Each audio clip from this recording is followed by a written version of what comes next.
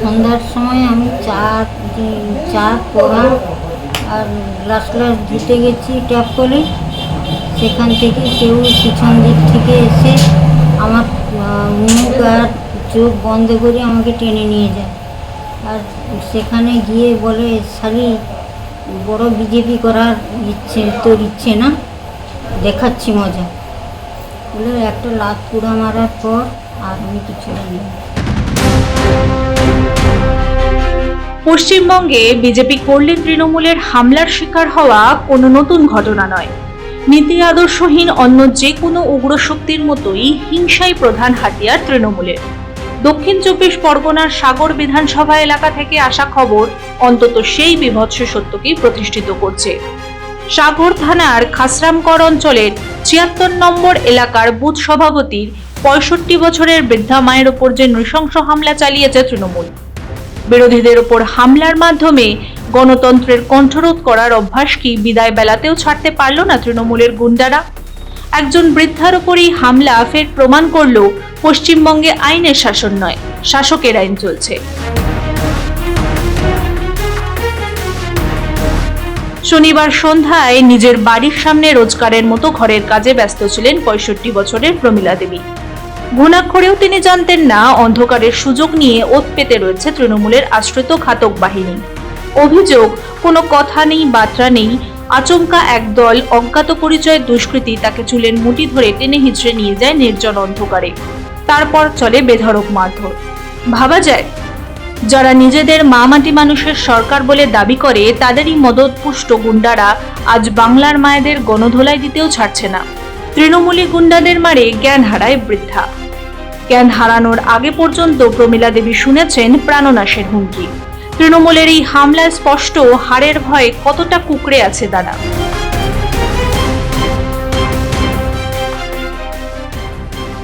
এটা কোনো বিচ্ছিন্ন ঘটনা নয়। প্রমীলা দেবীর ওপরই হামলা আসলে তৃণমূলের এক বৃহত্তর ষড়যন্ত্রের অংশ। বিরোধীদের কণ্ঠরোধ করতে না পেরে এখন তাদের পরিবারের ওপর, বিশেষ করে অসহায় মহিলাদের ওপর হাত তুলছে শাসক দলের ক্যাডাররা। গত ১৫ বছরের তৃণমূলের এটাই সংস্কৃতি। যারা মাথা নত করবে না তাদের হাত পা ভেঙে দাও, নিশ্চিহ্ন করে দাও। গণতন্ত্রকে বুকের তলায় পিষে তৃণমূল আসলে পশ্চিমবঙ্গকে একদলীয় স্বৈরাচারের নরককুণ্ডে পরিণত করেছে। প্রশাসন আজ দলদাসে পরিণত। নচেত ঘটনার এত সময় পার হয়ে গেলেও কেন অধরা দুষ্কৃতীরা? কেন পুলিশ এখনো নীরব দর্শক?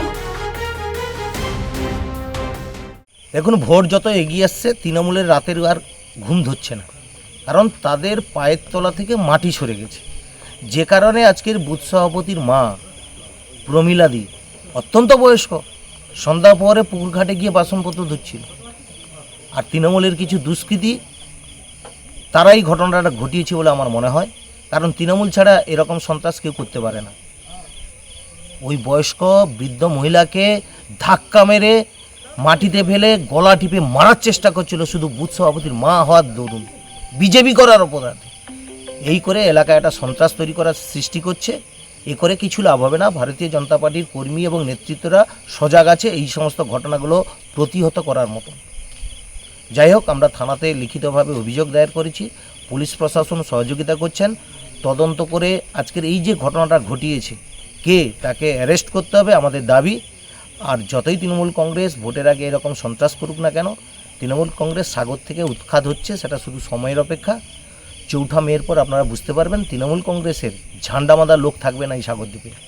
তৃণমূল কংগ্রেস মানে একটা গুন্ডা এবং সন্ত্রাসবাদী দল, আবারও তা প্রমাণিত হয়ে গেল।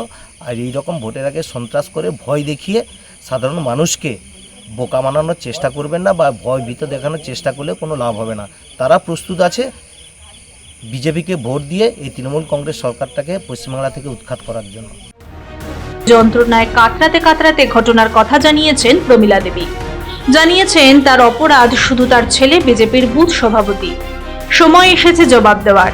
ভয় ভেঙে তৃণমূলের এই গণতন্ত্র হত্যার রাজনীতির শেষ দেখে ছাড়বে পশ্চিমবঙ্গের জনতা। মনে রাখবেন তৃণমূলী বন্ধুরা, প্রবীণ মায়ের এই যন্ত্রণা কিন্তু বৃথা যাবে না। আপনাদের এই পাপের বিচার হবে সাধারণ মানুষের আদালতেই।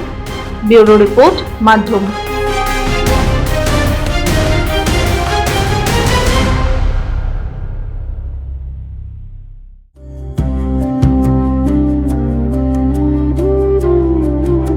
महाराष्ट्र, मेहनतकश किसानों की भूमि, समृद्ध गांवों की पहचान और विकास की असीम संभावनाओं का प्रदेश। प्रधानमंत्री नरेंद्र मोदी के मार्गदर्शन में और मुख्यमंत्री देवेंद्र फडणवीस के नेतृत्व में आज महाराष्ट्र ग्रामीण विकास, जल प्रबंधन और कृषि के क्षेत्र में नई ऊंचाइयां छू रहा है। सिंचाई कुओं के निर्माण के लिए स्पष्ट स्टैंडर्ड ऑपरेटिंग प्रोसीजर लागू किए गए हैं, जिससे किसानों को स्थायी जल स्रोत मिल सके। राज्य भर में 1,01,000 से अधिक विकास कार्य पूरे किए जा चुके हैं। इन प्रयासों से अब तक 16 करोड़ 15 लाख से अधिक मानव दिवस रोजगार का सृजन हुआ है। कोंकण क्षेत्र में खारे तटीय भूमि के विकास के लिए 286.65 करोड़ रुपए की परियोजना स्वीकृत की गई है और डिजिटल कृषि को बढ़ावा देते हुए हॉटिनेट पंजीकरण में महाराष्ट्र देश में प्रथम स्थान पर है। जल प्रबंधन में उत्कृष्ट कार्य के लिए राष्ट्रीय जल पुरस्कार 2024 में महाराष्ट्र को देश का सर्वश्रेष्ठ राज्य घोषित किया गया है। राज्य सरकार ने पंप्ड स्टोरेज परियोजनाओं के लिए 51 समझौता ज्ञापनों पर हस्ताक्षर किए हैं, जिनसे 70,000 मेगावाट क्षमता विकसित होगी।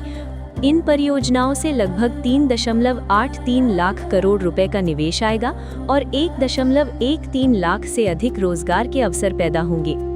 इसके साथ ही नदी जोड़ परियोजनाओं और सिंचाई योजनाओं को तेजी से आगे बढ़ाया जा रहा है।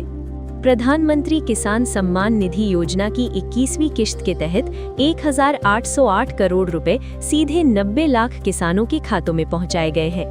राज्य में प्राकृतिक खेती मिशन को बढ़ावा दिया जा रहा है। किसानों के लिए फार्मर मोबाइल ऐप और डिजिटल किसान आईडी, एग्री स्टैक जैसी आधुनिक व्यवस्थाएं शुरू की गई हैं। कृषि में नई तकनीक लाने के लिए महा एग्री एआई पॉलिसी 2025-2029 लागू की गई है।